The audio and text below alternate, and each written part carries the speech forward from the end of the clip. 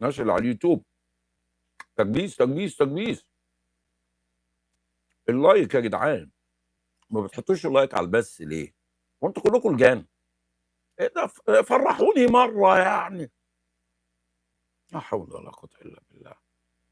الو. هل مصر جيش؟ طبعا لها جيش طبعا. لماذا تعتقد ان هؤلاء الشرذمه والحساله من المجتمع، القتله الفجر الخونه الذين اجتازوا اختبار القلم ابو لبيسه، جيش يا استاذ؟ الصوت كده واضح يا استاذ باجت كده؟ ايوه يا فندم. لماذا تعتقد في هؤلاء الشرذمه القتله الخونه الفجره الذين اجتازوا اختبار القلم ابو لبيسه جيش؟ لا انا انت سالتني ان هل لها جيش؟ ما لماذا تعتقد؟ قلت ماذا لحضرتك انه لها جيش. ازاي انت وجهة لا مش وجهة نظري. انت عندما ترى الشيء، لو ذكرت لك، لو وضعنا جحشا في الطريق وقلت لك أهذا جحش؟ قلت نعم جحش. فقلت لك نعم. لماذا أطلقت عليه جحش؟ نعم. تقول لي لأن أبيه حمار وأمه حمارة، لأنه بأربع أقدام، شعره مش عارف كذا، يرفص مش عارف كذا، يعمل كذا، صورته كذا، أسنانه كذا، فهو حمار أو جحش صغير. فلماذا تطلق عليهم لقب جيش؟ نعم. لماذا جيش؟ لو نظرت حضرتك منذ أن بدأت الحروب أو حروب مع الغرب، يعني بدأت الحرب مثلا من وجود إسرائيل في المنطقة. أنا أقول على جيش أنه جيش لأنه لم يتنازل عن شبر من أرضه منذ 73. مين اللي ضحك عليك وقال لك منذ 73؟ هل عندنا شبر ناقص؟ نعم. مش ضحك حضرتك. عندنا رشراك يا استاذ. بقول لحضرتك مش انت سالت السؤال اجاوب انا ولا انت اللي هتجاوب؟ تسال وانت اللي هتجاوب انت. خلاص جاوب. طب الرشراش دي نقول عليها ايه؟ اتفضل. اوليست الرشراش ارض مصريه اللي هي منقلات الاسرائيلي دلوقتي في الاراضي المحتله الفلسطينيه؟ اوليست ارض مصريه؟ نعم. ماذا تقول في طيران وسنافير؟ أرض مصرية. طيب لماذا لم يحررها الجيش؟ ولماذا باع طيران وسنافير؟ نعم. ولماذا باع رأس الحكمة ورأس بناس وأراضي كثيرة؟ باع جزيرة الوراء لشركة إماراتية، وباع مسبيرو لشركة إماراتية، وباع أرض ناضي الصيد في اسكندرية لشركة إماراتية، وفرط في منطقة الهرم ونزلة السمان لشركة إماراتية، وبيبيع لشركات إماراتية اللي بيمتلك هذه الشركات صهاينة حصلوا على الجنسية الإماراتية وبيشتروا مصر عن طريق الإمارات يا معلم. باعوا مصانع السماد لنفس العصابة دي، باعوا شركات التحاليل الطبية لنفس العصابة برضك الصهيونية دي، بيبيعوا المستشفيات لمصلحة هؤلاء النور القتلة الفجر العصابة الصهيونية دي. ماذا تقول فيهم يا رجل؟ هي دي أسباجت مش مشاريع واستثمار ولا ده يعتبر بيع؟ على حد علمي يعني. طيب يعني مشاريع واستثمار في طيران وصنافير؟ مشاريع واستثمار في منقلات بدهم رشراش يعملوها مينا لمصلحة إسرائيل؟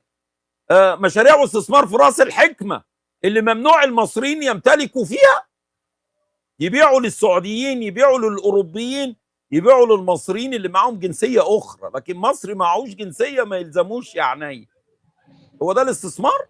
المصري ما يمتلكش في أرضه؟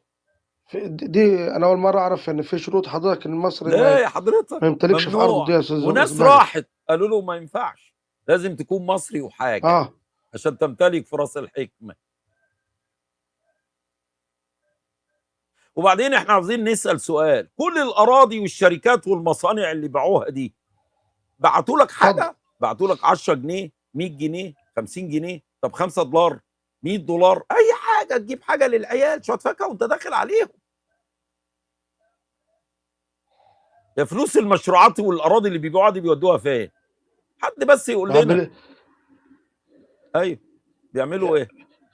ما مش اديك شايف حضرتك يا بهجت ايوه المشاريع الموجوده عندنا هي والاستصلاح الاراضي اللي ايوه هي الموجوده ديت، واخد بال ايوه حضرتك، ايوه فين بقى زي اصلاح ايوه العاصمه الاداريه، واخد بال والعاصمه حضرتك انت، الاداريه واخد. وزي عندنا في يا استاذ المحافظات تلاقي مثلا اسيوط الجديده، سوهاج يا استاذ الجديده، يا تلاقي استاذ دمياط الجديده. حلو حلو جميل قوي، مع انها ملهاش لازمه يعني، بس انا هقول لك حاجه. مش دي تعتبر يعني طيب مشروع ضخم طب ببنيه تحتيه يا يعني استاذ مكلفه؟ العاصمه الاداريه انا هل كلف يا استاذ. لو ان ناس زيت خدت الفلوس وحطيتها في جيبها، اه المشاريع دي معموله لمين يا استاذ؟ يا برافو استاذ عليك، بهجت، انا بقى عاوز اسالك سؤال.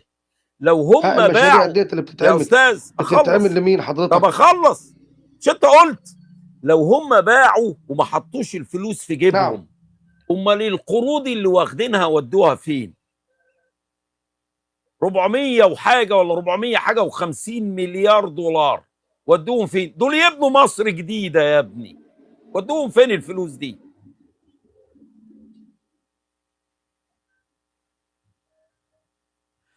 وبعدين العاصمه الاداريه دي مش بيبيعوها للناس، مش بيبيعوا استاذ الشقق، بهجت، الشقق بملايين. والساحل الشمالي، نعم. الساحل الشمالي اللي عملوه مش بيبيعوا الفيلا فيه ب 300 وب 400 وب 500 مليون؟ ودي الفلوس دي فين؟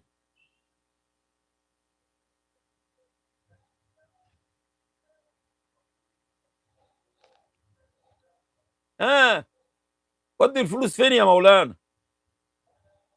مولانا انت مستني حد يدي لك الاجابه؟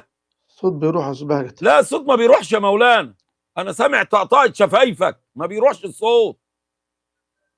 انت ما ايوه، اتكلمتش، انت ما اتكلمتش عشان الصوت يروح انا يا كده سامع، ايوه مولانا. سامع صوتك تمام كده. لا لا يا حبيبي، انت سامعني وانا سامعك، بس انت ما بتتكلمش. بستمع لحضرتك يا استاذ بهجت. هتسمعني يوم انا ساكت؟ انا بستمع مستني اجابتك، هتسمع مني ايه؟ ما انا بقول لك ودي الفلوس بستمع فين؟ لحضرتك يا استاذ بهجت. باعوا العاصمه الاداريه ودي فلوسها فين؟ باعوا اراضي مصر ودي فلوسها فين؟ فين ال 16 مليار بتوع طيران وصنافير؟ فين ال 175 مليار اللي خدوهم من السعوديه والامارات والكويت ودول الخليج معونات؟ ودوها فين ال 175 مليار؟ السعوديه لوحدها اداله حاجه و90 مليار لغايه 2018، ده غير الامارات والكويت والبحرين. ودي الفلوس دي فين؟ فين الاكتر؟ عامل اكتر دلوقتي من 185 مليار ولا 200 وحاجه مليار قروض. ودي الفلوس دي فين؟ راس الحكمه اللي لسه بايعها ب 35 مليار دولار وداهم فين؟ سعر الجنيه اللي طلع ميتين طب والتسليح اهله. اللي اتحصل في الجيش، الطفره، جيش الاسلحه اللي ايه؟ ايه؟ جيش ايه؟ طب والمشروعات الجيش اللي نهب البلد وحطها في كرش، قفل مصانع الخلق وقعد الناس من غير شغل، الارباح بتاعتهم دي ودوها فين؟ لا بيدفعوا حق كهرباء ولا بيدفعوا حق ميه ولا حق غاز ولا طرق ولا كارتات ولا جمارك ولا عمال. بياخدوا العبيد بتوعنا يدوا له 350 جنيه في الشهر ويستعبدوا 24 ساعه. مش هو ده العسكري؟ ودي فلوس مصر فين؟ وبعدين السلاح اللي جابوه ما دفعوش فلوس، دي ديون على الدولة المصرية يا عينيا، يعني لسه ما دفعش فلوسها. ايه رأيك بقى؟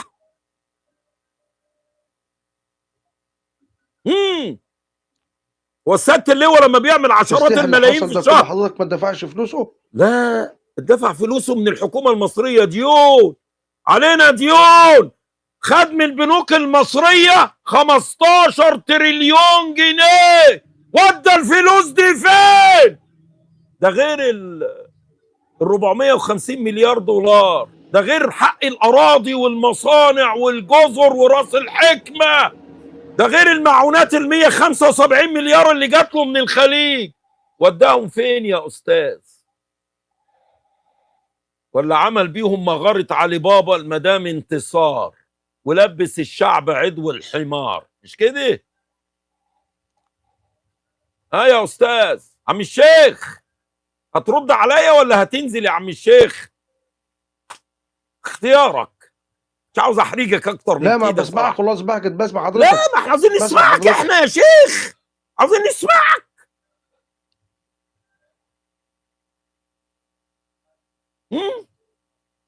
نسمع حضرتك يا شيخ.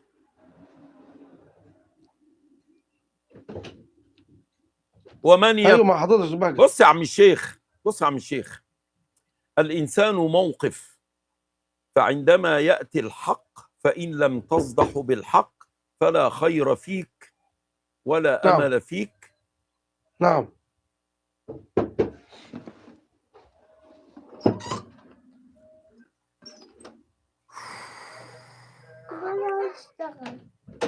تحياتنا ليك يا فندم. أظن. اللي بعده هيفضلوا بصوا، اللي حافظين كتاب ربنا ما كانوش هيطلعوا يصدحوا بالحق فلا مكان لهم بيننا، أولى به كثير منا. خلاص، ده انت حامل كتاب ربنا، ما كنتش ايه بقى كالحمار يحمل اسفاره، ما بقاش بقى صباحة صوته حلو، اعمل ايه بصوتك الحلو؟ ما في ملايين الاصوات الجميله والحلو، خدنا منكم ايه؟ ما فيش. ازهر كان بيحرك الشعب شمال ويقومه ويقعده ويهيجوا على الحاكم ويقيلوا حكام ويعينوا حكام ويقيموا ثورات. هؤلاء هم أهل الدين، مش الكذابين والأفاقين والمنبطحين اللي شوه ديننا، مدعين الدين وحاملين القرآن الكريم وأحاديث نبينا صلى الله عليه وسلم، لأنهم لو وقفوا ضد الطغاة والظالمين كل الشعب هيصطف وراه. لكن لو ما أنت تبقى عارف الحق فين وخايف تصدح بالحق، ولو قلت لك لو قلت له كون خليته هيقول لك انا عندي عيال هتروح لربنا وتقول له اصل انت عندك عيال؟ طب لازمته ايه القران اللي انت شايله في قلبك وفي صدرك ده ما كنتش تفعل بيه وتعمل بيه؟ ايه الفرق بينك وبين اي تليفون؟ اشغل صوت المقرئ اللي انا عاوزه واسمع درسي اللي انا عاوزه، مش شيخ اللي انا عاوزه. بقى موجود خلاص، كل حاجه موجوده، والكتب بقت كلها موجوده، والاحاديث كلها موجوده بشرحها بكل حاجه. ايه لازمه الجبه والقفطان اللي بتظهر في الصور دي الا للدجل؟ ما تزعلش مني يا استاذ لو انت سامعني، انا بعمل كده وانت صعبان عليا، انا مش في مكانك، بس انا مهمتي اصحيك واصحي نفسي واثبت الناس على الحق. لما الناس يلاقوا اهل الدين خايفين او مرعوبين او مدلسين او افاقين، يا عيب الشوم، يا عيب الشوم، يا عيب الشوم.